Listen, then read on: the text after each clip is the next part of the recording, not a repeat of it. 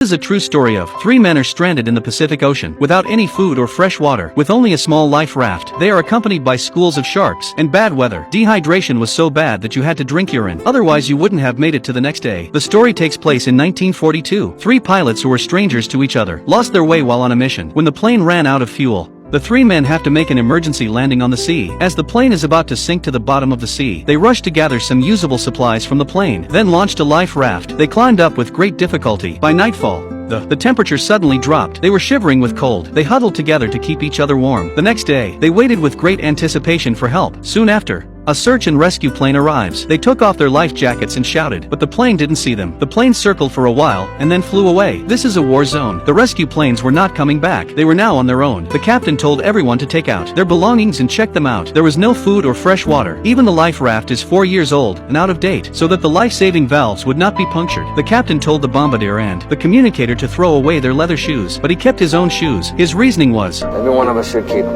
If we make land, somebody's gonna need to walk. The bombardier was unhappy and deliberately flashed his pistol. The atmosphere suddenly became delicate. After that, the two men talked together. The captain couldn't say a word. That night, they took turns keeping watch. The captain was thirsty and drank some home-brewed beer. "Would you like some, brother?" The correspondent was disgusted and declined. The third day, they were starving. Suddenly, they realized that there were so many fish in the sea. To catch the fish to feed the hungry, then the problem of food would be solved. The bombardier had a sudden idea, and so they went to work.